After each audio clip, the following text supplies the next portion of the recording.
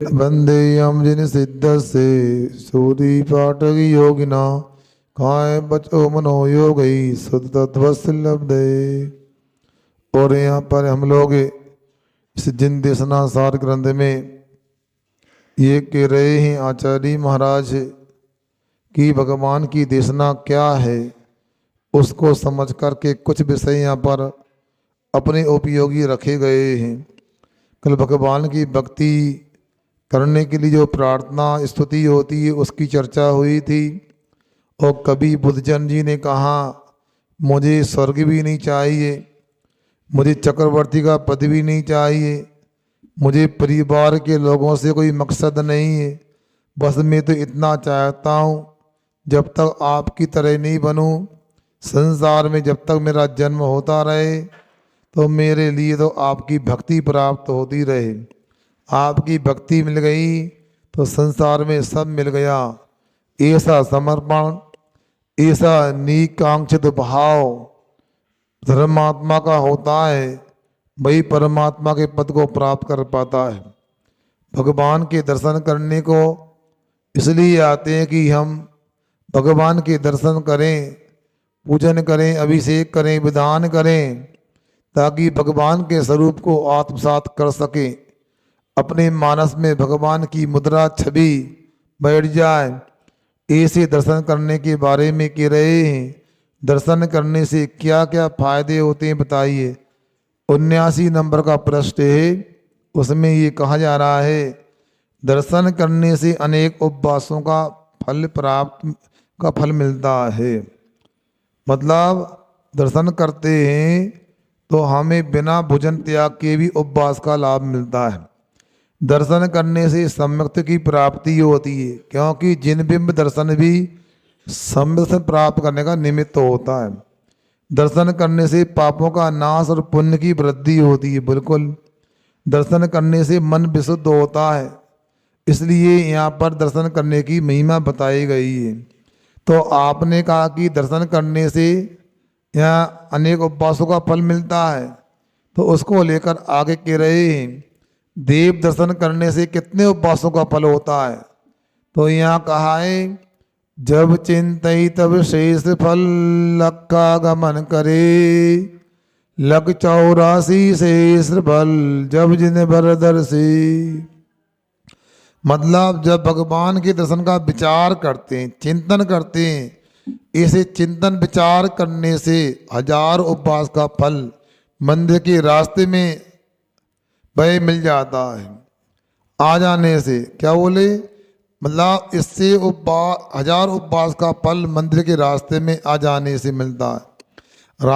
लाख उपवास का फल, मतलब विचार करने से 1000 उपवासों का फल, और मंदिर के रास्ते में आ जाने से लाख उपवास का फल, और 84 लाख 1000 उपवास का फल मंदिर के अंदर दर्शन करने से मिलता है। अतः पद्म पुराण 32वें अध्याय के श्लोक 178 से 85 तक जो कहा है वो सुनो। दर्शन के विचार से 2 उपवास का फल मिलता है। दर्शन की तैयारी से शुद्ध वस्त्र आदि पहनने से 3 उपवास का फल मिलता है। जाने की तैयारी से दरवाजा आदि लगा के बढ़ते तो 4 उपवास का फल। चलना प्रारंभ करते ही 5 उपवास हो गए। कुछ दूर चलने से 12 उपवास। आधे रास्ते में पहुंचने से ही 15 उपवास। मंदिर के देखने से ही 1 माह के उपवास। मंदिर के बाहर पहुंचे 6 माह के उपवास। मंदिर में प्रवेश करते ही 1 वर्ष के उपवास। परिक्रमा करने से 100 वर्ष के उपवास। साक्षात जिन दर्शन से 1000 वर्ष के उपवास। निकांक्षित भाव से स्तुति करने से अनंत उपवास का फल मिलता है। अब ये कोई काल्पनिक नहीं समझना। यहाँ आचार्य रविशरण स्वामी जी ने पद्म पुराण में जो लिखा है वो ही यहाँ पर उद्धरण के रूप में रखा है। अपने को समझना चाहिए कि दर्शन की क्या महिमा होती है, क्योंकि भगवान की प्रतिमा को देखने से अपनी आत्मा का स्वरूप अपने को समझ में आ जाता है। कभी कभी ऐसा होता है कि हम लोग भाषा का ज्ञान नहीं रखते। अब अनेक प्रकार की भाषा होती है। अभी मैं आपसे कहूँ, आपको कन्नड़ भाषा आती है क्या? मलयालम आती है क्या? आपको तमिल तेलुगु आती है क्या? अब नहीं आती है। दक्षिण चले जाओगे, वहाँ कुछ लिखा है, क्या पढ़ोगे? कुछ नहीं, काले अक्षर बेस बराबर देखेंगे। मगर भगवान की प्रतिमा, उसमें कोई भाषा की आवश्यकता नहीं है, भीतरागता अपने आप दिखती है। पक्षियों को भी दिखती है, पशुओं को भी दिखती है। हम तो मनुष्य हैं। भगवान की प्रतिमा पढ़ने के लिए ना प्राकृत चाहिए, ना संस्कृत चाहिए, ना कन्नड़ चाहिए, ना मराठी चाहिए, ना तमिल तेलुगु चाहिए, ना हिंदी संस्कृत चाहिए, ना मलयालम उर्दू चाहिए। भगवान की प्रतिमा को तो आंखों से देख सकते हैं और समय सार पूरा पढ़ सकते हैं। भगवान की दृष्टि, भगवान के हाथ, भगवान के पैर, भगवान की मुद्रा को देखकर पूरा समय सार झलकता है। इसलिए अनंत उपवासों का फल होता है भगवान के सामने स्तुति करने से। मंदिर आने के पूर्व स्नान क्यों करते हैं? शरीर के द्वारा अनेक पाप होते रहते हैं, जिससे शरीर अशुद्ध हो जाता है। अतः निकट से दर्शन, अभिषेक पूजन के लिए छने हुए जल से श्राव स्नान करते हैं। किंतु ऐसा न करें कि स्नान न करें तो मंदिर ही न जाएं। अरे भाई, बिना स्नान के भी दूर से जिन दर्शन कर सकते हैं। कुछ श्रावक सर्वप्रथम बिना स्नान के सोकर उठते ही भगवान का मुख देखते हैं, फिर स्नान करके शुद्ध वस्त्र पहनकर अभिषेक पूजन कर आदि करके मंदिर करके नहीं करने पूजन आदि करने मंदिर आते। हाँ, अब देखो, ये अपने को ध्यान रखना चाहिए। कुछ लोगों का तो इतना बहाना होता है, क्यों मंदिर हुआ है नहीं गए, क्यों नहीं गए, स्नान नहीं किया तो मंदिर कैसे आए? बहानेबाजी है। अरे भाई, मना किसने किया? अरे बाहर से भी दर्शन होते, अंदर से भी दर्शन होते। अरे मैं तो कहता हूं कोई शमशान से भी आए, मरघट से भी आए, और बाहर से दर्शन का यदि प्रबंध है तो अपने को करना चाहिए। ठीक है, नेमिनाथ जिनालय में, चैत्यालय में ऊपर जाना पड़ता है, वहां नहीं जा सकते तो कोई बात नहीं। पारसनाथ जिनालय में तो बाहर से दर्शन हो सकते, सड़क से हो सकते हैं। इसलिए आप लोगों को जहां अनुकूलता वहां तो कर सकते हैं। आदिनाथ जिनालय में बाहर दर्शन बाहर से होते हैं, एल के जी में भी होते हैं, अब वर्तमान स्कूल में भी दर्शन हो जाते हैं। अब ना जाओ तो क्या पकड़ के ले जाता वाला, खींच के ले जाए। इसलिए आप लोगों को ये सब बातें करना अच्छा नहीं।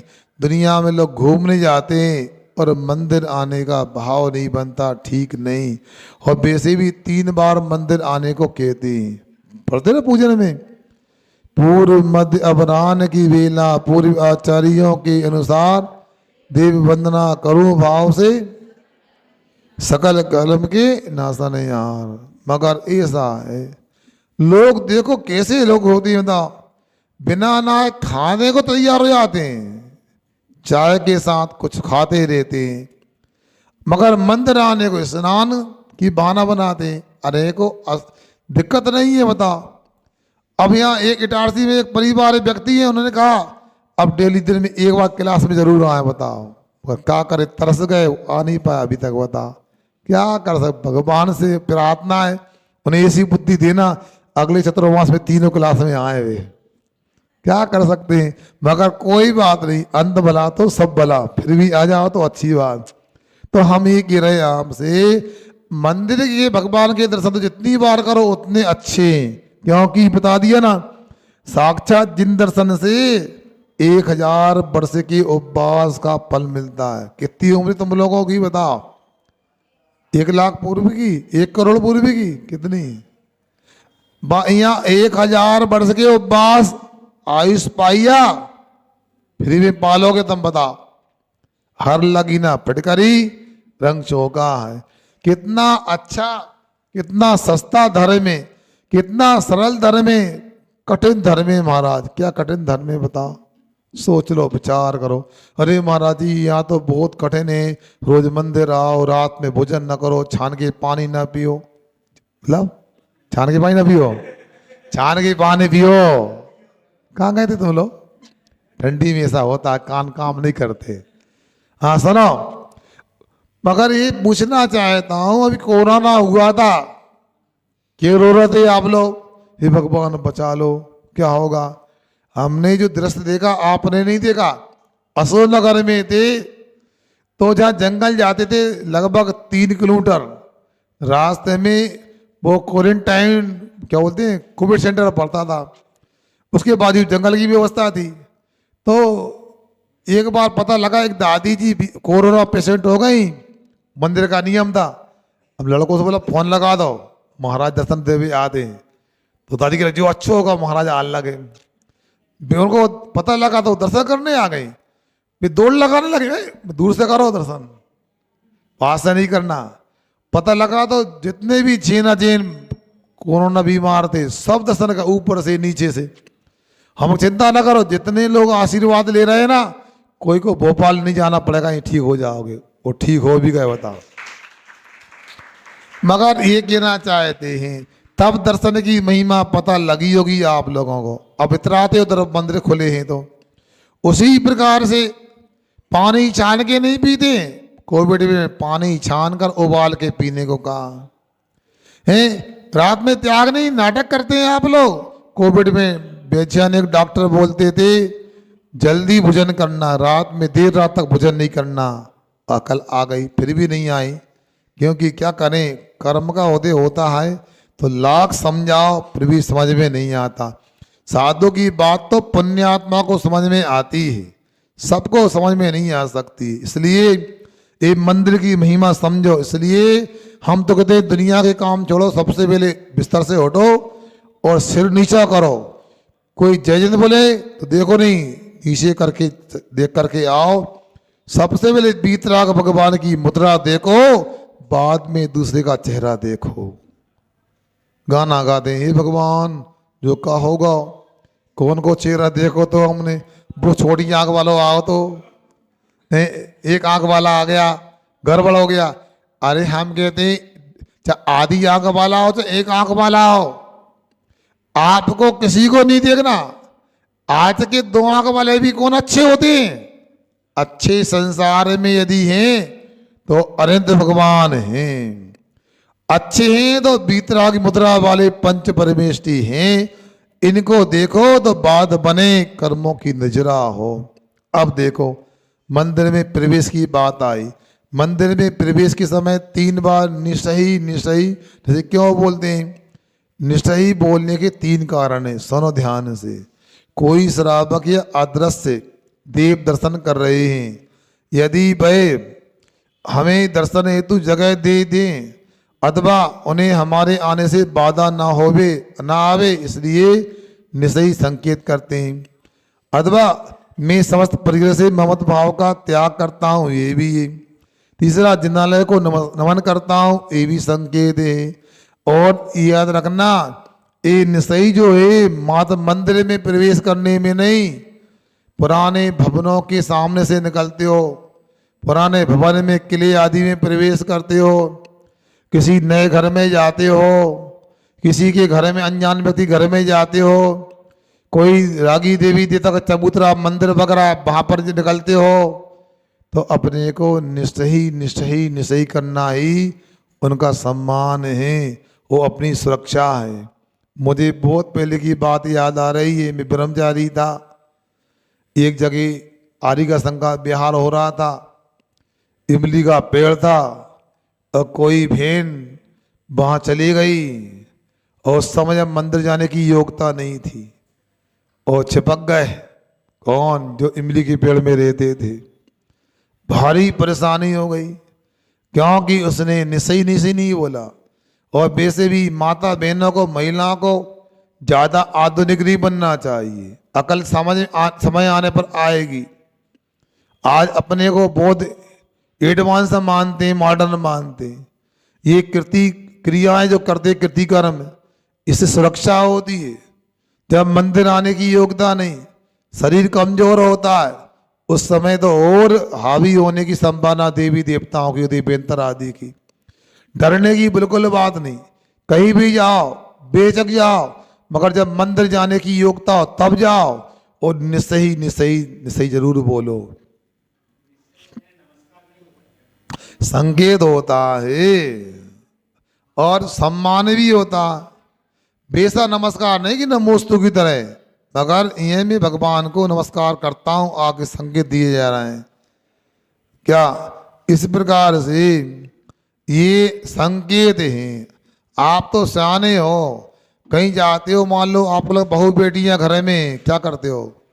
चुपचाप जाते हो, फिर और घंटी भी बजाई जाती है, खांसते हैं, नाती तक नाम लेते हैं, ए कल्लू, ए बल्लू, ए टिल्लू, बुलाना किसी को है, नाम किसी का लेते, बता। तो ये एक सभ्यता मर्यादा होती है। ऐसा होता, कहीं पर भी जाओ ऐसा नहीं अचानक घुस जाओ, अपने को संकेत देना चाहिए। कल क्या मैं सामायिक कर रहा था, फोन बजा होगा लगभग, अब चला गया अभी हो, दरवाजा ठोकरा, 3 बार ठोका, फिर 3 बार ठोका, मैंने कौन है, फिर लगा तीसरी चौथी क्लास की 2 बच्चियां थी, कहाँ से आई देखा, अरे महाराज, फिर उसने नमोस्तु किया, अब चले गए वो। लेकिन छोटी बच्चियां समझदार ने, कम से कम इशारा तो करके ही आए। अब सामायिक का समय था, मगर ठीक है, ऐसा करना चाहिए। आप लोगों की पढ़ाई तो बहुत हो गई, 15-15, 20-20 साल पढ़ लेते, 30 साल के बच्चे छोटे होते हैं आज के ज़माने में, कि पढ़ रहे हैं, अभी तो पढ़ाई करना है। अभी एक लड़का आया था, 29 साल का था, उसने MBBS कर लिया, AMD कर लिया, इंडिया में टॉप 5 में आया, वो अंडर 5 में आया। कहा हमको मोदी जी बुलाया सम्मान करने के लिए, मगर वो समझदार क्या बोलता है, अभी पढ़ाई और करना है, डबल AMD करना है। भैया तो नौकरी कर ले, थक गया वो, ऐसा लगा डिप्रेशन में है वो, बताओ। इसलिए आज की पढ़ाई का ही ठिकाना नहीं, क्या करना चाहते हैं, मना नहीं, मगर कुछ कर्तव्य समय से होते हैं, वो करना चाहिए। मंदिर या रसोई घर में प्रवेश के पूर्व पैर क्यों धोए जाते हैं? सड़क पर चलकर हम मंदिर या घर पहुंचते हैं, अतः सड़क की अशुद्धि पैरों में लगना स्वाभाविक है। पैरों का संबंध ऊपर मस्तक तक होता है, पैर अशुद्ध होंगे तो मन मस्तक सब अशुद्ध हो जाएगा। ये भी ध्यान रखना चाहिए कि हमारे अधो वस्त्र भी जीन नीचे भूमि को स्पर्श ना करें। आजकल तो फैशन रहती है सिर ढकना नहीं और पैरों से पोंछा लगाते रहना है। अच्छी महिलाओं का, आदर्श महिला का ये लक्षण होता है, सिर के बाल दिखना नहीं चाहिए और पैर की बिछुड़ी छिपना नहीं चाहिए। इतने ऊंचे कपड़े तो पहनो बिछुड़ी दिखे, बिछुड़ी ये सुरक्षा कवच है, ना कि आभूषण है। आप लोगों को ध्यान रखना चाहिए। इतने फैशन में अंधे हो गए लोग, क्या बताएं। हैं लड़कों को, पुरुषों को फटे पहनने में अपने को अच्छा लगता है, हैंडसम लगते हैं, और महिला जमीन पोंछा लगाने में लगती हैं। क्या है, बड़ी विडंबना है। या तो दादी के रही घर में पोंछा नहीं लगाते, बताओ, तो लगा लेते हैं। हम तो सही में कई जगह जाते हैं, जब जाएंगे कमरा हाल में बैठेंगे तो खूब धूलापुरी रहेगी, अरे महाराज सफाई नहीं, रुक जाओ 2 दिन बाद देखना सफाई, अपने आप नीट एंड क्लीन हो जाता कमरा, हमारा अपने आप हो जाता। आप लोगों के कारण बता, ये दशा है, ये करना कहीं पर भी उचित नहीं। स्वास्थ्य की दृष्टि से भी सुनो क्या कह रहे हैं, भूमि से कम 4 इंच ऊपर रहे कपड़े। एक चिकित्सक ने मुझसे कहा था, क्षय रोग, टीबी के रोगी की खकार, थूक में रोगाणु इतने भयंकर होते हैं कि खकार के सूखने पर भी खकार की धूल में रोगाणु 3 वर्ष तक जीवित रहते हैं। यदि हमारे कपड़े पैरों में ये रोगाणु चिपक गए और मंदिर या रसोई घर में आ गए तो कई लोगों को टीबी जैसा भयंकर रोग हो सकता है। अब सोच लो, विचार कर लो, बीमारी का बचाव करना है तो ये भी होना चाहिए। कई लोग कहते हैं हम चप्पल पहन के इसलिए आते हैं, सड़क में गंदगी होती है। चप्पल पहन के आएंगे, पैरों में गंदगी न लग जाए और साड़ी में लग जाए तो चलेगा महाराज, ऐसा रहता है। ये आप लोगों को विचार करना चाहिए। शायद 6 महीने में समझ में तो आ गया होगा आप लोगों के लिए। अब नहीं आता हम क्या करें, इतनी मकान बना लेगा, बिहार भी तो करना है, मगर अभी नहीं, आकुलता ना करो। संभावना है कि अगले सप्ताह में वेदी प्रतिष्ठा यहाँ कावेरी मंदिर में संभावित है। एक बार पात्र बनने का मौका, याग मंडल करने का मौका मिल सकता है आप लोगों को, पक्का नहीं बोल रहा है। मगर आप लोगों को ये सोचना चाहिए, धर्म क्रियाएं करो, मगर साथ में ये भी ध्यान रखो कि हम शारीरिक शुद्धि कैसी होना चाहिए। आँख दर्द, पेट दर्द, थकावट होने पर पैर दबाए जाते हैं। जिनको रात में स्वप्न आते हैं वे पैर धोकर सोएं तो लाभ मिलेगा। अतएव सर्वत्र जो अच्छे स्थान है वहाँ पैर धोए जाते हैं। जब मंदिर या रसोई घर में प्रवेश के पूर्व पैर धोना सर्वोचित ही सिद्ध होता है। प्लस सब जगह पैर धोते हैं, तो फिर मंदिर या रसोई घर में तो प्रवेश के पूर्व पैर धोना सर्वोचित ही सिद्ध होता है। इसलिए अपने को ध्यान रखना चाहिए। अब अंदर में अंदर आ गए पैर धोकर, वो पैर भी कैसे धोते हैं? एड़ी से पैर धोना चाहिए। वो पैर धोना है बाल्टी से नहीं, आधे गिलास पानी से धोना चाहिए। तुम लोग ऐसा पानी पिलाते लगता है नदी बाढ़ आ गई हो। बता, सोचो, विचार करो। चौके वाले का पानी है, वो भर के लाया है, प्राशक भी है, गर्म भी है, मान लो भैया, पाप तो तुमको ही लगेगा। संसार में जो जो वस्तुएं उपयोग करने से अपने ही पुण्य का संतुलन बिगड़ता है, बैलेंस बिगड़ता है। इसलिए संसार में जो भी वस्तु का उपयोग करते हैं अपने लिए याद रखना, अपने ही पुण्य का बैलेंस कम होता है और पाप का बैलेंस बढ़ता है। बोलो क्या करना है? पाप बढ़ाना है घटाना है? बताओ, हैं? घटाना है। अच्छा बताओ, कहाँ से आया? भोपाल से, बुधनी से आया।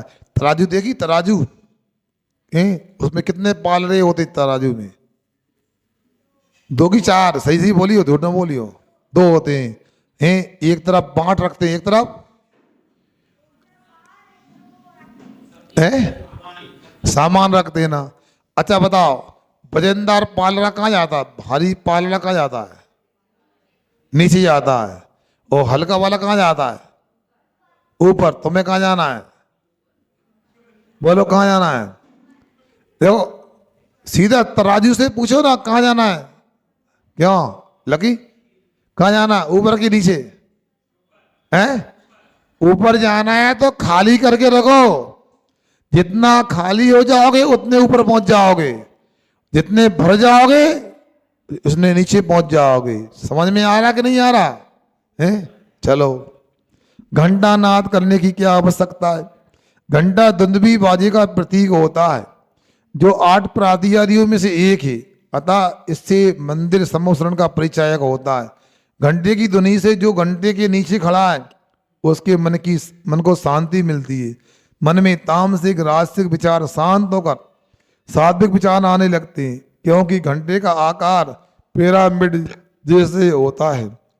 एक कारण यही भी है कि घंटा बजते ही आसपास के लोग जाग जाते हैं और अभिषेक आदि करने की प्रेरणा मिल जाती है और अशुभ विकल्प दूर हो जाते हैं। फिर पूछ रहा है व्यक्ति, प्रदक्षिणा परिक्रमा किनकी और क्यों करते हैं? प्रदक्षिणा देव शास्त्र गुरु अतिशय क्षेत्र सिद्ध क्षेत्र की करते हैं। मंदिर के अंदर वेदी पर भगवान की विराजमान प्रतिमा सम्मोहन का प्रतीक होती है और सम्मोहन में भगवान 4 मुख वाले चारों दिशाओं में दिखते हैं। इसलिए चारों तरफ से दर्शन करने के लिए परिक्रमा करते हैं और भगवान रत्नात्रय से बनते हैं। तीनों लोगों के होने चाहिए, तीनों लोगों के स्वामी होते हैं, इसलिए 3 परिक्रमा करते हैं। लोग होने चाहिए। हाँ, जैन धर्म में चावल चढ़ाने की परंपरा क्यों? जब भी हम किसी सम्मानी जनों के यहाँ जाते हैं तब कभी भी खाली हाथ नहीं जाते। फल मिठाई आदि कुछ ना कुछ लेकर जाते हैं। चाहे राजा मंत्री के यहाँ जाएं या सगे संबंधी के यहाँ जाएं। फिर देव शास्त्रों के यहाँ हम खाली हाथ कैसे जाएं? अर्थात कुछ ना कुछ लेकर जाते हैं। यदि चावल का प्रश्न है तो चावल ऐसा अनाज है जो कभी उगता नहीं है, अर्थात चावल जन्म के अभाव का प्रतीक, इसलिए चावल चढ़ाते हैं। इससे हमें ये बोध मिलता है कि हमको अभी चावल की तरह भाई आज पर्याय ने नई जन्मा जीवन मिल जाए, सिद्ध अवस्था प्राप्त हो जाए। मंदिर से लौटते वक्त असही असही 3 बार क्यों बोलती? जब हमने मंदिर में प्रवेश किया था तब निश्चय 3 बार कर देव मनुष्यों से जो स्थान लिया था, अब दर्शन आदि कार्य संपन्न हो गए, आप अपना स्थान पुनः ग्रहण करें। इसके लिए असही 3 बार बोलते हैं। निश्चयी और निश्चयी, ये मंदिर प्रवेश के अलावा निश्चयी निश्चयी बोलना चाहिए, और क्यों लगा दिया इसमें? निश्चयी निश्चयी, ये मंदिर प्रवेश के अलावा पुराने मकान, जंगल, पीपल, इमली आदि वृक्ष, रागी देवी देवता के स्थान से गुजरते वक्त भी करना चाहिए। हाँ।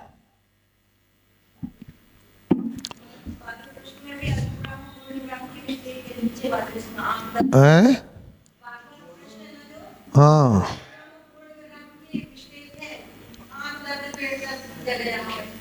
हाँ, वो कहीं हो गया, आँख दर्द, पेट दर्द, और क्या?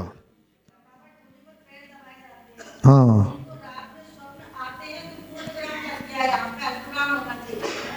अब ठीक है, वो तो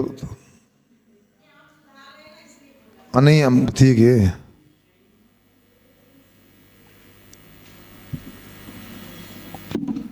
आगे चलते हैं। परिक्रमा करने का सही तरीका क्या है? अपने देव शास्त्र गुरु को अपने दाएं हाथ की तरफ करके अपने बाएं हाथ की तरफ से करना चाहिए। मतलब भगवान दाएं तरफ हो गए अपने, और बाएं तरफ से अपने को परिक्रमा करना है। परिक्रमा के समय हमेशा नीचे देखकर चलें ताकि तरसिया स्थावर घास वगैरह की हिंसा ना हो। अपने आराध्य पूज्य और बड़ों का सम्मान बना रहे, इसलिए भी इनको अपने दाएं रखा जाता है। दर्शन करते समय हाँ, परिक्रमा के बारे में सुनो, नीचे देखकर चलें और जीवों को देखें। मगर ये सब आप लोग करते ना कि कहीं भी बातें करते रहते हैं, कुछ पढ़ते भी रहते हैं, ये भी समझ में नहीं आता हमारे लिए। मौन से परिक्रमा करना ज़्यादा उचित होता है। कहीं ऐसा ना हो पढ़ने में उपयोग लग जाए, चींटी आदि मर जाए तो। हाँ, एक बार ऐसा हुआ, चींटी के ऊपर पैर रख दिया परिक्रमा करते समय, हम लौट गए। अब वो क्या बोलता, आप क्यों लौट गए? मैंने चींटी पैर रख दिया, तो बोलता मरी कहाँ थी? तो हमने मारने में कसर का छोड़ी तुमने, बताओ। वो तो बच गई पुण्य से। इसलिए ऐसा नहीं, आप लोगों को ध्यान रखना चाहिए। ऐसे हार के लिए पात्र रखते पानी गिरता है, हमने कपड़ा अलग करवाया, अंदर मकड़ी चल रही थी उसमें, बताओ। कपड़ा देखकर बांधना चाहिए, बाद में बांधना चाहिए। इसलिए यहाँ पर देखकर चलें ताकि जीवों की हिंसा ना हो। अपने आराध्य पूज्य और बड़ों का सम्मान बना रहे, इसलिए भी इनको अपने दाएं रखा जाता है। अच्छा, दर्शन करते समय कौन सी भावनाएं करने योग्य हैं एवं कौन सी भावना नहीं करने योग्य हैं?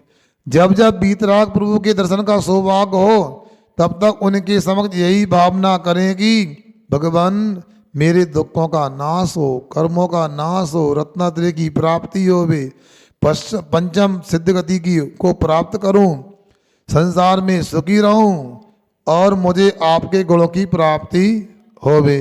परंतु वीतराग प्रभु के समक्ष ऐसे भाव कभी ना कीजिए कि सोना चांदी हीरा मोती की प्राप्ति हो जाए, स्त्री पुत्र आदि मिल जावे, कोई विजयी हो जावे, कोई पराजित हो जावे, पर्व में भी धन वैभव मिल जाए। इस प्रकार से ये अपने को ध्यान रखना चाहिए। एक कोई ने सुनाया था कार्टून, एक बच्चा अपने भगवान के पास जाता, हे भगवान इंडिया जीत जाए, वर्ल्ड कप मिल जाए। तो एक नेताजी पीछे से आ गए, इतना रो बोलते मैं भी जीत जाऊं। इसलिए संसार के वैभव को मांगना समझदारी नहीं है। साक्षात पंच परमेष्टि की आराधना तो योग्य, लेकिन धातु अथवा पाषाण की प्रतिमा की आराधना का क्या प्रश्न है? साक्षात पंच परमेष्टि की आराधना तो योग्य, लेकिन धातु या पाषाण की प्रतिमा की आराधना का क्या कारण है? सुनो, ऐसा प्रश्न करना ही नहीं चाहिए, क्योंकि जैसे दीक्षार्थी भव्यात्मा के गुरु संस्कार करके उसे साधु बनाते हैं, क्योंकि तब से जगत पूज हो जाता है। सुना, ध्यान से सुना, बहुत गंभीर समाधान है यहाँ पर। क्या कह रहे हैं? जैसे दीक्षार्थी भव्यात्मा के गुरु संस्कार करके उसे साधु बनाते हैं, वह तब से जगत पूज हो जाता है, ठीक वैसे ही गुरु, आचार्य, उपाध्याय और साधु परमेश्वरी प्रतिमा में सूर्य मंत्र देकर उसे भगवान का स्वरूप प्रदान करते हैं। इतना ही नहीं, प्रतिष्ठाचार्य, अनेक इंद्राणी आदि अपनी विशुद्धि के माध्यम से पंच कल्याण के संस्कार प्रतिमा के ऊपर करते हैं। तब ये धातु या पाषाण की प्रतिमा नहीं, भगवान का रूप धारण कर लेती है। सुनने में आया नहीं आया?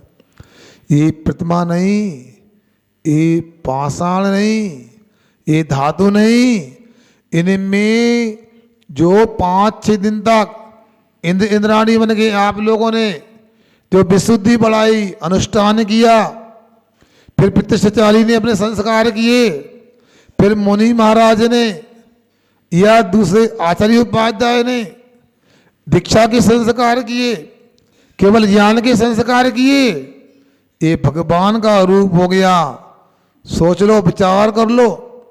अरे यदि जिनवाणी को भी मानते हो तो जिनवाणी को भी अच्छे से पढ़ लो। पद्म पुराण में राहुल भैया लिखा है, अंजना का पवन जैसी वियोग होगा। क्यों? बोलो। 22 घड़ी तक जिन प्रतिमा को पानी में छिपा के रख दिया था। अब ये जिनवाणी में तो काल्पनिक बात नहीं है ना। जब प्रतिमा को छिपाने से इतना बड़ा अंतराय कर्म का बंद हो सकता है, तो प्रतिमा की आलोचना करने से, उपेक्षा करने से, यह कहने की मेरा प्रतिमा दर्शन करने का, भगवान की प्रतिमा जहाँ मंदिर जाने का त्याग है, कौन सा कर्म का बंद होगा?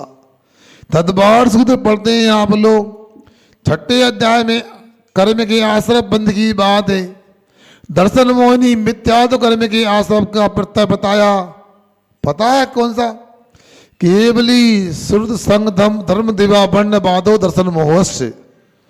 साक्षात केवली भगवान को कपिला आदि आदि कहना, ये मिथ्यात्व कर्म का आश्रम बंद का कारण है।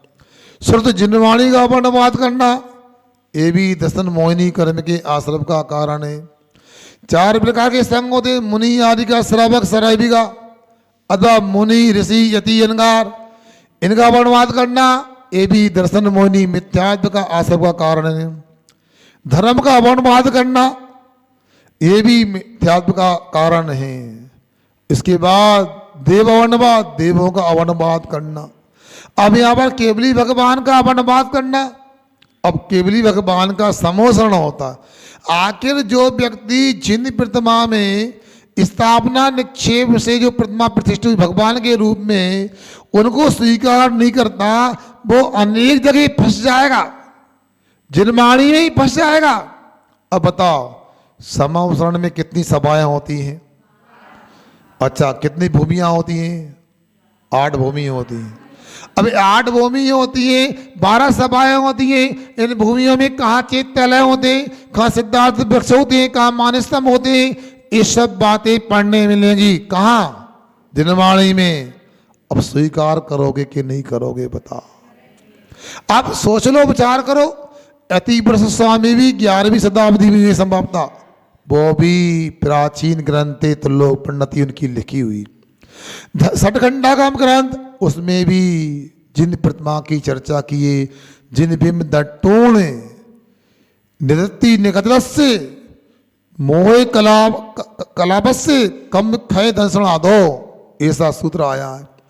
मतलब जो कर्म किसी प्रकार परिवर्तित नहीं हो सकता, नष्ट नहीं हो सकता, उत्कर्षण और अपकर्षण को प्राप्त नहीं हो सकता, मतलब आपकी भाषा में टस से मस नहीं हो सकता, वो कर्म भी भगवान के बिंब के दर्शन करने से भाई नष्ट क्षय को प्राप्त देखा जाता है, ऐसा यहाँ कहा गया है। अब सर्वार्थ सिद्धि ग्रंथ 1500 वर्ष लिखा है, उसमें समदर्शन की प्रत्यय आए, जिन बिंब दर्शन भी आया है, जिन महिमा दर्शन भी आया है। आखिर कितने ग्रंथों का उद्धरण चाहते हैं आप? या तो फिर ऐसे कहें कि इतने सारे आचार्य हैं, कोई प्रमाणिक नहीं है, इनके शास्त्र को जनमाणी नहीं मानेंगे। कुल मिला करके आप बच नहीं सकते। पूजन की प्रतिमा पुस्तकें हैं, उन पुस्तकों में नंदीश्वर की पूजन भी आती है, अष्टांगा की पूजन आती है। इनमें क्या अकृत्रिम जनालय के स्वीकार नहीं करते? इसलिए कुल मिलाकर आपको यदि कल्याण करना है या आपका अच्छा होना है तो कभी स्वप्न में भी जिन प्रतिमा को अन्यथा नहीं मानोगे, भगवान के रूप में ही मानोगे।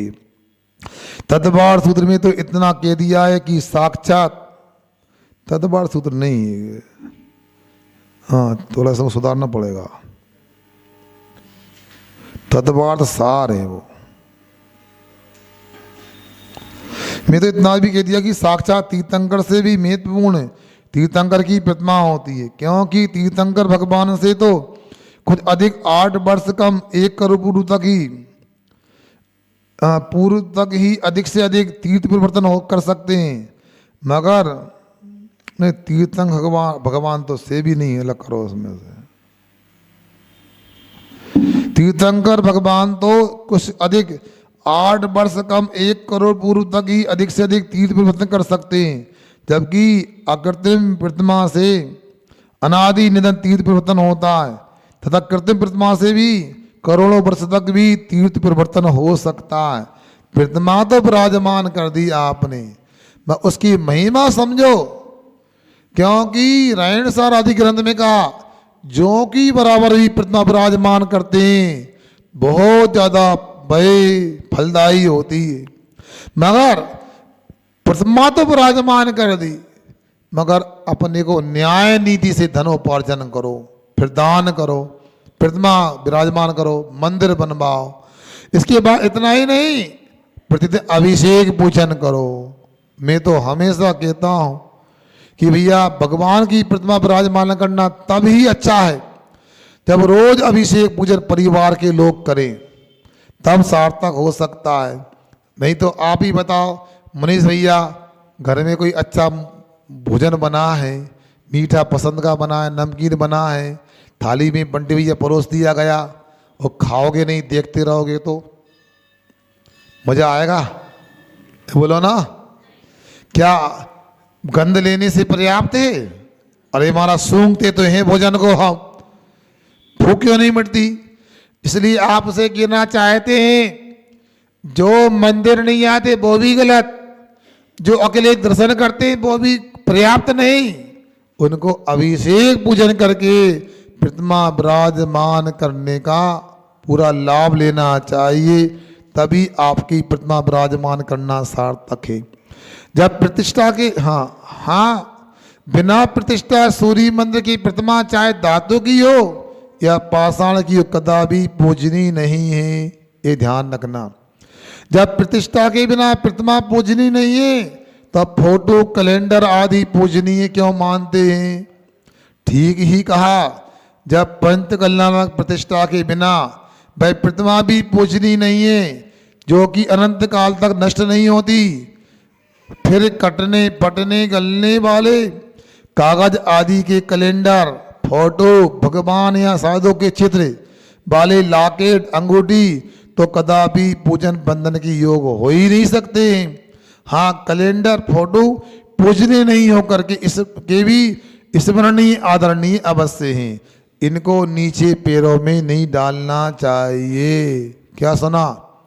आपको अपने गुरु की प्रभु की स्मृति बनाए रखना है। घर में आप दाएं दिशा दक्षिण दिशा की दीवार पर आप तस्वीर लटकाते हो, फोटो लगाते हो, अच्छा मांग लेखे शोभे, मगर पूजनीय नहीं है। सुन रहे ना? पूजन के योग नहीं, नमस्कार के योग नहीं। कई जगह मंदिर में फोटो बने रहते हैं, लोग ऐसे उनके चरण छूते हैं तस्वीरों के, ये नहीं करना चाहिए। हमेशा याद रखो, भगवान की प्रतिमा भी पंच कल्याणक संपन्न होने पर, सूर्य मंत्र होने पर ही पूजन के योग्य होती है। दर्शन करने से पापों की निजरा होती है, ये तो ठीक है, परंतु दर्शन करने पर क्या कोई चमत्कार भी संभव है? हाँ बिल्कुल। अरे भाई, दर्शन से कुछ भी असंभव नहीं है। सुनिए, जोगा और भोगा की कहानी लिखी यहाँ पर। नगर के सेठ जी बड़े पुण्यवान थे। वे व्यापार और परिवार के कर्तव्यों के साथ समय समय पर धार्मिक कार्य भी करते थे। उनको थोड़ा धन का मान भी था। मैं सर्वश्रेष्ठ धनिक हूँ। अनेक नौकर चाकरों का समूह उनके सभी कार्यों में सदा संलग्न रहता था। उन्हीं में से दो भाई, जिनका नाम जोगा और भोगा था, वे दोनों भाई गरीब तो थे, परंतु बड़े ईमानदार, धर्मात्मा और सेठ जी के विश्वास पात्र थे। अचानक सेठ जी के परिवार का भाव सम्मेश्वर की यात्रा का हुआ। कहाँ का?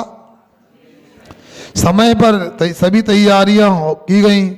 भोजन व्यवस्था के लिए उपयुक्त दोनों सेवकों को भी साथ रखा गया। बैलगाड़ियों से यात्रा करते हुए शाश्वत सिद्ध क्षेत्र सम्मेश्वर पहुंच गए।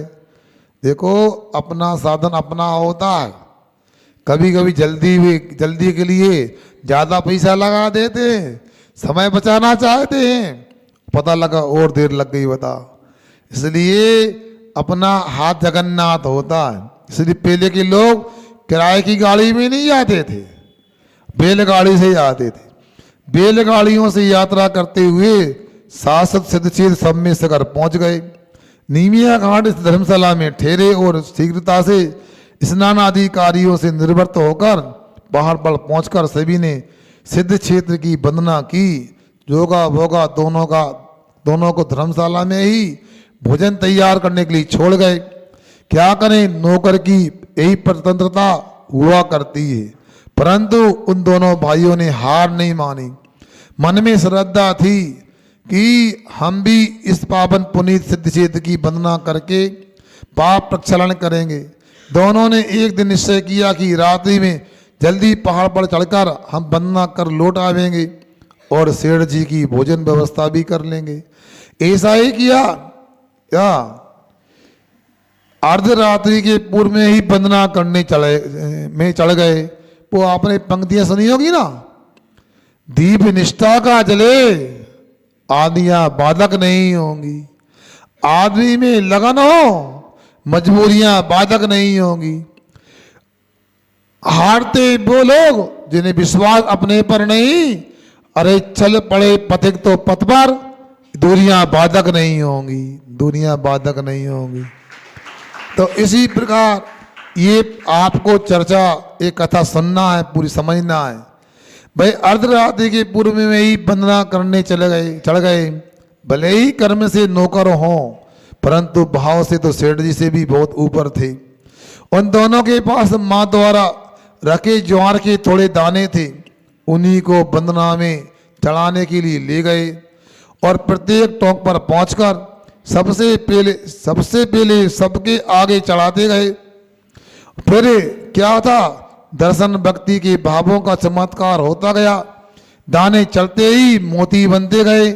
जब सेठ जी वंदना को पहुंचे और देखा कि मुझसे धनिक ऐसा श्रावक यहाँ आ पहुंचा, जिसने दुर्लभ मोती चढ़ाकर वंदना की, खूब छानबीन की गई।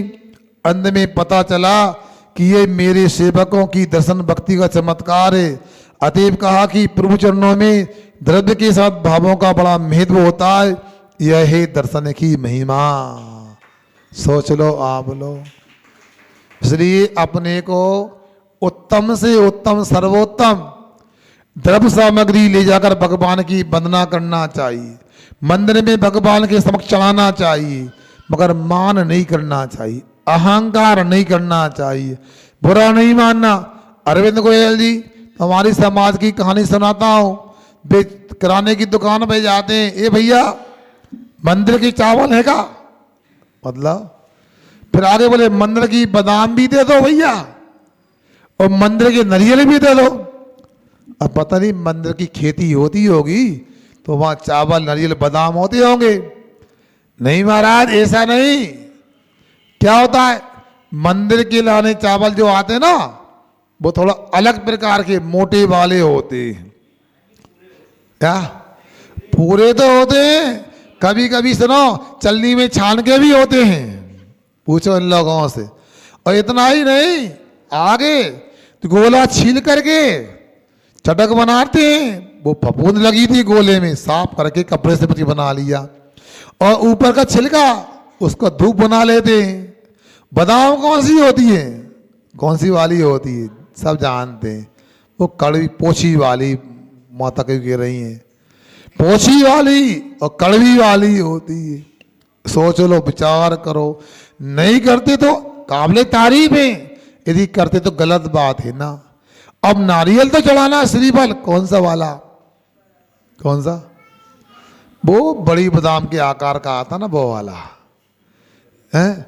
और क्या, वो वाला नहीं काली कटका, और वो नहीं सैयद की दुकान में मिलता, वो वाला नहीं, तो छठती का जो आता है। इस प्रकार करेंगे तो कैसे आपके लिए जीवन में उत्थान का लाभ मिलेगा। सोच लो, विचार करो आप लोग। इसलिए आप लोगों को इन बातों का ध्यान रखना चाहिए कि हम भगवान के सामने कम से कम ऐसी सामग्री तो चढ़ाएं जैसी सामग्री हमारी थाली में आती है खाने के लिए। चावल बहुत महंगे नहीं चढ़ाओ, इतना तो जो चौके में हमारे भात के लिए काम आते हैं वो चलाओ। बादाम चढ़ाना है तो जो बादाम घर में चौके में खाने में आती है काम में वो चढ़ाओ तो बात बने। नारियल चढ़ाना है चढ़ाओ, वो तो चढ़ाओ जो लाला जी को देते, मतलब टीका नहीं करते क्यों राहुल, टीका नहीं तो फूफा जी का, बहनोई साहब का, तो श्रीफल नहीं देते क्या, कौन सा वाला, वो वाला, तो अरे छाट के बड़ा वाला मंगाते हैं अलग से, बता। तो इतना तो करो क्या। अच्छा ये, अच्छा चाची को पता, राहुल की चाची कह रही हैं चांदी का देते हैं। अच्छा तुमको मिला होगा एक आध बार। अच्छा और सुनो, कोई बात नहीं, अच्छी बात है, देने में क्यों कमी। शक्ति तो त्याग तब सी, शक्ति है तो चांदी का क्या सोने का भी दे सकते हैं, क्या बात। यदि कोई अज्ञान कसाय भाव से जिन या जिन प्रतिमा का अभिनय करता है तो उसका क्या फल मिलेगा। जिस व्यापार में यदि अधिक लाभ मिलता है तो कभी अधिक हानि भी संभावित है। जिनेन्द्रिया उनकी प्रतिमा के दर्शन से जन्म जन्मांतर के पापों का नाश होता है, तो जिनेन्द्रिया उनकी प्रतिमा के अभिनय से सुनो भयंकर पापों का संचय भी होता है। विद्याधरों का राजा महेंद्र और रानी मनोविका की पुत्री अंजना हुई, वह जब युक्ति हुई तो उसका विवाह राजा प्रहलाद रानी केतुमती के पुत्र पवन वायु कुमार के साथ तय हुआ। किंतु बसंतमाला और मिश्र केसरी सखियां आपस में उस विद्युत प्रभु की प्रशंसा कर रही थी, हाँ कर नहीं थी, जिससे अंजना की शादी निरस्त हो गई थी। अंजना के योग तो यह था, छिपकर अंजना को देखने आई भाभी पति वायु कुमार यह सुनकर कुपित हो गया और शादी तो कराई पर संबंध न रखने से अंजना 22 वर्ष तक विरह की वेदना में दुखी रही।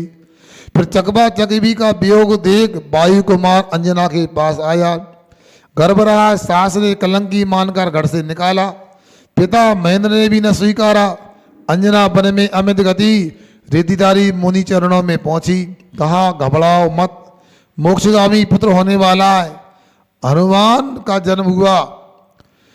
उक्त कष्ट तिरस्कार और बात का कारण कनकोदरी पर्याय में अंजना ने अपनी सोत को दुखी करने के लिए जिन मंदिर से प्रतिमा 22 घड़ी को छिपाया था, अतः 22 वर्ष तक पति का वियोग तिरस्कार सेना पड़ा। ये जिन प्रतिमा का अभिनय का फल होता है। जिन मंदिर किसके प्रतीक हुआ करते हैं। संसार में अनेक स्थान हैं जो व्यक्ति का कुछ ना कुछ प्रयोजन सिद्ध किया करते हैं, और आध्यात्मिक दृष्टि से जिन मंदिर में संपूर्ण प्रयोजन सिद्ध होने से उनको मंदिर का निम्न प्रतीकों में नाम है। चिकित्सालय, विद्यालय, भोजनालय, बैंक, ग्रंथालय, नदी, टिकटघर, बीमा निगम, खजाना। मतलब जन्म, बुढ़ापा, मरण, रोग मंदिर में नष्ट होने से मंदिर चिकित्सालय है। मंदिर आत्मा का ज्ञान और केवल ज्ञान का कारण होने से यह विद्यालय है। जैसे भोजनालय में शरीर को ऊर्जा मिलती है, वैसे ही मंदिर में आत्मा को ऊर्जा मिलती है, इसलिए मंदिर भोजनालय है। मंदिर में थोड़ा सा दान अनंत गुणा फल देता है, जिसे बैंक में जमा पैसा निरंतर बढ़ता जाता है, इसलिए मंदिर बैंक है। अपने ज्ञान को बढ़ाने के लिए मंदिर में अनेकानेक ग्रंथ होने से मंदिर ग्रंथालय है। सुन रहे कि सो गए? कहाँ? एक मंदिर में आके क्या क्या प्राप्त होता देख लो। जैसे नदी सबको सबकी प्यास शांत करती है, शरीर को स्नान कराकर स्वच्छ बनाती है, ठीक वैसे ही मंदिर में अज्ञान रूपी प्यास शांत होती है और आत्मा स्वच्छ कर्म रहित होता है। अतः ये नदी है। जैसे यात्रा करने को टिकट लेना होता है, वैसे मोक्ष यात्रा का सम्यक रूपी टिकट मिलता है, इसलिए मंदिर टिकट घर है। हाँ, मंदिर जाने से हमारा जीवन सुरक्षित होता है, इसलिए बीमा निगम है। क्या सुन रहा है? आप मंदिर सुबह से आओ, अच्छे से भगवान के सामने जाप करो रमोकाड़ा मंत्र की, अपने हाथों को जिससे जाप की शरीर पर फेर लो, तो आपकी अनेक दुर्घटनाएं टल जाएंगी। अभी आपके यहाँ 17 दिसंबर को अभिषेक हुआ था नए जनालय में। हाँ, तो क्या हुआ? तो वहाँ पर बहुत सारे लोगों ने अभिषेक पूजन किया। तो आपको पता है, पास में बाबई से सेठी अजीत कुमार जी आए थे, उन्होंने वहाँ पर अभिषेक किया, सिर से शांतिधारा की। यहाँ से जा रहे थे तो अचानक 2-3 गाड़ी योग से आई, 80-90 की स्पीड में आई, और उन्होंने सुना महाराज जी बाल बच गए, पता नहीं कैसे बच गए, समझ में नहीं आ रहा। ये तो महावीर भगवान का चमत्कार था, बताओ। अब सोच समझ सत्य घटना है। इसलिए आप कहीं पर भी जाओ, पहले भगवान के चरणों में नमस्कार करके जाओ। मैंने पाठशाला वालों को भी बोल रखा है, आप अपनी दुकान के मालिक बनने का त्याग करो और नौकर बन जाओ। जब भी दुकान खोलना है, भगवान के पास चाबी लेके आओ, अभिषेक पूजन करो, दर्शन करो, यहाँ से चाबी लेकर दुकान खोलने जाओ, माना कि हम अपने मालिक से चाबी लेके दुकान खोलने जा रहे हैं। और जब दुकान बंद करके आओ तो मंदिर में आके पाठशाला पढ़ो, पुरुष पाठशाला में आओ, माना कि मालिक को चाबी सौंपने जा रहे हैं। तो देखना आपकी दुकान साल 6 महीने में दिन दूनी रात चौगुनी बढ़ जाएगी, समृद्धि को प्राप्त हो जाएगी। मगर आप लोगों की कहानी ऐसी है, करना धरना कुछ नहीं, सब मिल जाए। एक व्यक्ति यहाँ पर आए, नाम नहीं बताऊंगा, यहाँ भी इटारसी के कई संस्मरण हो गए, कई गांव में सुनाऊंगा मैं। महाराज जी अकेले में बात करना है, करो भैया। एक समस्या है, एक पेच फंस गया कोर्ट में, क्या करना? आप निपटारा करा दो। कैसे करा दे? हम क्या करें? गवाही देने चलें कि वकील बन के चलें? नहीं महाराज, आप सब कर सकते हो। क्या करना? सामने वाली पार्टी एक ही रही है, महाराज कह दे तो हम केस वापस लेने राजीनामा कर लें, और महाराज ना कहे तो हम बिल्कुल ना माने तुम्हारी बात। वो आपकी कह रहे हैं महाराज, आपके तो बुला के उनसे, उनका फीस लगेगी। अरे फीस लगेगी, हम दे दे, कल लगेगी। तुमको 7 दिन हमारी क्लास में आना पड़ेगा। आज तक तो तुम्हें पहचान नहीं पाया, तुम गिटार सीखे कि बाहर के हो, आप कहां से आए हो? देखो भैया, हम सबको पहचान लेते हैं, भूलते भी नहीं, कोशिश करते हैं। हमारे सतीश भैया देखो नरसिंहपुर से आए तो पहचान लिया, आपको उनका नाम इसलिए प्रमाण पत्र दे रहे हैं। कुछ लोग कह रहे हैं महाराज भूल तो नहीं जाओगे, हमारा बिहार हुआ नहीं है। अब कुछ लोगों को बताओ हम क्या कैसे प्रमाण पत्र, हमें भूल तो नहीं जाओगे? तो स्टाम्प पे लिखवा लो भैया, भूल ना जाए। मतलब अरे भैया, हम भगवान को याद करने घर छोड़ के आए, तुमको याद करने नहीं आए। फिर भी ऐसे नहीं, आप इतने खराब नहीं, भूल जाए, हम तो याद रखते हैं। उसको कहा तुमको पहचानते नहीं है भैया, आप एक आध सप्ताह आओ, हम देखें आपको कि आप धर्मात्मा हो और आपका राजीनामा कराएं। भैया वो आज तक नहीं मिला जब से गया है लौट के, ऐसे टारसी वाले। अब कटनी की सुनो, अब कटनी में एक व्यक्ति आ गया, महाराज हमारे भैया का बंटवारा हुआ, हमें 1 करोड़ की संपत्ति कम मिली है। क्या करना है भी, आपके पास आते हैं, भैया बटी करते, जंगल जाते हैं, उन्हें समझाओ बंटवारा सही करो, 1 करोड़ हमें मिलना चाहिए। अच्छा, हमने कहा भैया तो मंदिर वगैरह जाते हो? हमने पहली बार देखा आपको 2 महीने में, अब जा नहीं पाते, व्यापार में व्यस्त रहते हैं। तो इतना व्यापार चलता तो क्यों परेशान हो रहा है हिस्सा लेने के लिए, जाने तो 2-4 करोड़। अब सुनो फिर क्या हुआ, हमने कहा आपको हम पूरे पैसे दिला दें 1 करोड़। ए भैया सुनो मनीष, 1 करोड़ तुम्हें दिला दें हम, एक शर्त है। क्या शर्त है? आपका पास का मंदिर कौन सा है? फिर हमारा कांच का मंदिर है, हम वो तो देते हैं, कौन सा मोहल्ला भूल गया मैं। सुनो, अब हमने कहा भैया 1 महीना अभिषेक पूजन करो। कितने महीना नितिन? पीयूष कुमार जी कितना करना? 1 महीना अभिषेक पूजन करो, तुम्हारा सही बंटवारा करा दे, 1 करोड़ मिल जाए। वो आज तक लौट के नहीं आए, कहाँ गया बताओ। मतलब भगवान के दर्शन, जन्माणी का स्वाध्याय और भगवान का अभिषेक पूजन कितना मूल्यवान है बताओ, कितना महत्वपूर्ण है। 1 करोड़ मिलने पर भी पूजन करना मंजूर नहीं है, वो भी 1 महीना के लाने बताओ। इसलिए मैं तो तारीफ करूंगा, जितने लोग अभिषेक पूजन करते हैं वो बहुत ज्यादा पुण्यात्मा है, 700 पुण्यात्मा है। और पूजन की महिमा तो स्वाध्याय करने से, पाठशाला से लगती है। अब इसलिए आपसे कहा भैया ऐसा ना करो, आप लोग डेली पुरुष पाठशाला को लगाओ। हमारे अभिषेक पंडित जी एकदम भी अच्छे हैं मगर बहुत व्यस्त हैं, हम बार बार बोल रहे हैं। अरविंद गोयल जी भी हमने कहा तो वो नहीं माने, हमने मनीष से विजन से बोला आप अपने हाथ में पाठशाला लो, अन्यथा स्वाध्याय करने वालों का उत्साह कम हो जाएगा। इसलिए अच्छा माहौल बनाओ, राहुल भैया भी आएगा। हाँ आगे देखो क्या कह रहे हैं, दर्शन का विचार करने से हजारों 2 उपवास का फल मिलता। सही बोला, साक्षात दर्शन करने से हजारों उपवास। अबूझनीय तस्वीर होती है। हाँ, पवन अंजना का संबंध था, जोगा भोगा समय से कर गए थे। मंदिर चिकित्सालय समान होते हैं। सही, मंदिर देखने से 10 उपवास का फल मिलता है। क्या? मंदिर देखने से कितने का? मिला लो अच्छे से पहले। हाँ, मंदिर देखने से कितने उपवास का फल मिलता है? 1 माह गलत लिखा है। पुराने मकान में प्रवेश में निश्चय बोलते। सही है, नहीं पुराने मकान में भी निश्चय बोलना चाहिए। प्रतिष्ठित प्रतिमा पूजनीय होती है। सही, परिक्रमा पूर्व के बाएं तरफ से करते हैं। गलत है, दाएं से करते ना। भगवान का भी दाया होता है, अपना भी ऐसा होता है ना। ऐसा देखो, भगवान का दाया देखो कौन सा है, फिर ऐसे करते ना। इसलिए इस पर आप लोगों को इनका ध्यान रखना चाहिए। बड़े उत्साह से आप लोग पढ़ रहे हैं, इनको समझें आप लोग और सुनिए। हम आपसे पुनः कहना चाहते हैं, सब बच्चे अपनी पाठशाला में, महिला अपनी पाठशाला में और पुरुष अपनी पाठशाला में आओ।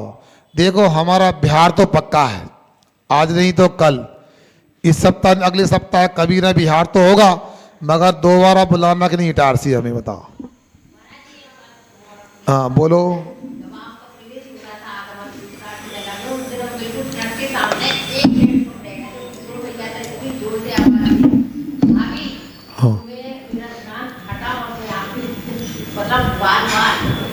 दादी के नहीं, आपकी अगवानी कर भी गए थे तो बाल वाल बच गए, चतुर्मास में मिलते नहीं, आपके लाने आओ।